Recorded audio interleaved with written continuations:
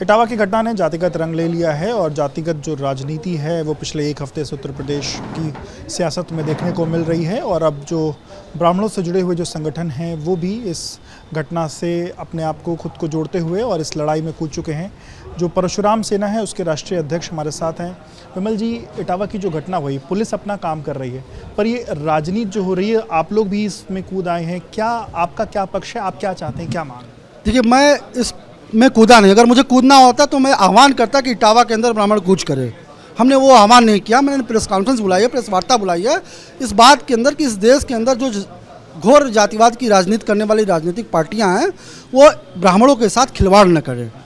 इस देश के अंदर समाजवादी पार्टी यादवों की राजनीति करती है, बहुजन समाजवादी पार्टी, आज़ाद समाजवादी पार्टी दलितों की राजनीति करती है, दो अपना दल हैं जो पटेलों की राजनीति करती है, निषाद पार्टी निषादों की राजनीति पार्टी करती है, असदुद्दीन ओवैसी की पार्टी मुसलमानों की करती है। इस देश के अंदर कोई ब्राह्मणों की राजनीतिक पार्टी नहीं है।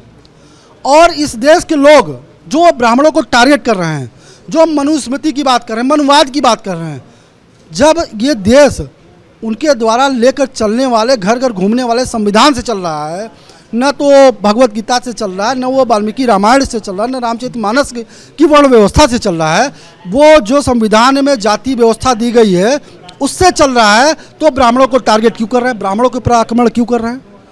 ब्राह्मणों के मंदिर, पूजा पाठ, हवन पे आक्रमण क्यों कर रहे हैं? नहीं, ये जो घटना हुई, मतलब इस घटना से ये जो आप बता रहे हैं, इसका क्या लेना देना? मतलब इसका लेना देना ये है कि ये घटना जो हुई जिसको जाति रंग दिया गया, ये दिया गया कि ब्राह्मण वर्चस्ववादी है, वो कथा मंदिर पूजा पाठ में अपना अधिकार जमा रहा है। वो कहता है कि नहीं, उसकी ये बपौती है। मैं कहना चाहता हूँ कि पूर्व से लेकर आज तक ब्राह्मणों ने इसको बपौती कभी माना ही नहीं। व्यासपीठ की मर्यादाएं हैं, उसकी बात ब्राह्मण करता है कि उस मर्यादा के तहत कोई भी व्यासपीठ में बैठा होगा वो कथा कहेगा। साध्वी ऋतंभरा का आपने नाम सुना होगा, वो भी ब्राह्मण नहीं है। हम सब उनकी कथा सुनते हैं, लेकिन सिर्फ देश की राजनीति, देश को जाति हिंसे में जलाने के लिए इटावा के घटना को इस तरह से आगे बढ़ाया गया। और खुद वो घोर राजनीति करते हैं, अपनी अपनी अपनी जातियों की राजनीति कर रहे हैं, ब्राह्मणों के बारे में कोई बात नहीं करते हैं। अलग अलग जो राजनीतिक दल हैं, अलग अलग जातियों की जो राजनीति कर रहे हैं, तो क्या आपके मन में इस बात की भी कोई वेदना है कि ब्राह्मणों की राजनीति कोई नहीं कर रहा? बिल्कुल वेदना है कि ब्राह्मण आज 3 रुपए की कलम होती है, यूज एंड थ्रो, वो हो गई है।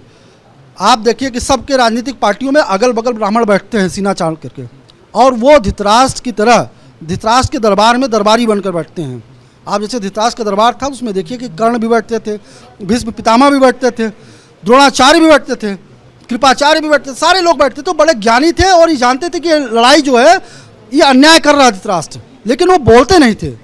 तो मैं सिर्फ ये कहना चाहता हूँ कि ब्राह्मण के साथ जो खिलवाड़ कर रहे हैं वो इस तरह से धृतराष्ट्र बनकर के जो दरबारी हैं वो सब मारे गए थे।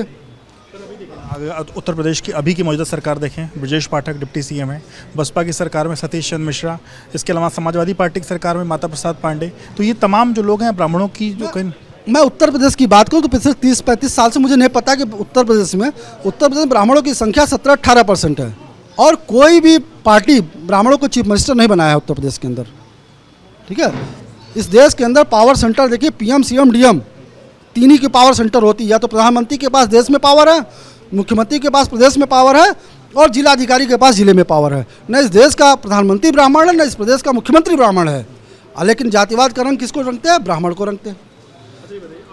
तो ये जो तमाम आप मुद्दे उठा रहे हैं, इसका अब आगे आप लड़ाई ब्राह्मणों की कैसे लड़ने जा रहे हैं और क्या करेंगे? मैं ब्राह्मणों के साथ जिस तरह से कांड किए जा रहे हैं, ब्राह्मणों की बहन बेटियों का मजाक उड़ाया जा रहा है, लोग आए दिन कहते हैं ब्राह्मण की लड़की चमार से शादी करेगी, दलित से शादी करेगी, इस तरह से सेंटेंस आप देखिए।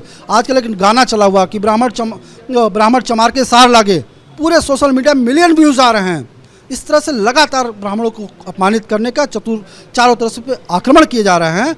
उसको देखते हुए ब्राह्मणों की शिखा, ब्राह्मणों की चंदन, ब्राह्मणों की पूजा पाठ, ब्राह्मणों की पहनावा ये सुरक्षित रहे, और इस देश में सनातन धर्म को जिंदा रखने वाला 500 साल आक्रमण होने के बाद, मुगलों ने दुनिया भर के आक्रमण हुए, लास्ट में अंग्रेजों ने किया, तब भी इस देश के अंदर सनातन धर्म जिंदा रखने के लिए शंकराचार्य से लेकर दुनिया भर के संतों ने इस देश में सनातन धर्म को जिंदा रखने के लिए अपने जीवन को समर्पित किया सनातन के प्रति। आज जब उनकी बात आ रही तो उसके लिए मैं कहना चाहता हूँ कि इस देश में, इस प्रदेश में, जैसे SC ST के लिए SC ST एक्ट बना हुआ है, पिछड़ों का एक्ट बनाया हुआ है, उसी तरह ब्राह्मणों के लिए ब्राह्मण आइडेंटिटी प्रोटेक्शन एक्ट बीपा का तत्काल इस देश के अंदर गठन किया जाए और इस प्रदेश के अंदर गठन करके ब्राह्मणों के हितों के, ब्राह्मणों की बहन बेटियों की इज्जत को सुरक्षित किया जाए। बहुत बहुत शुक्रिया बात करने के लिए। तो बीपा एक्ट बनाने की जो मांग है वो ब्राह्मणों से जुड़ी हुई जो सभा है उसने किया है और ब्राह्मणों की सुरक्षा को ध्यान में रखते हुए इस एक्ट को बनाया जाए, ऐसा इस संगठन की मांग है। कैमरामैन प्रेम सिंह के साथ विवेक राय, बीपी न्यूज़ लखनऊ।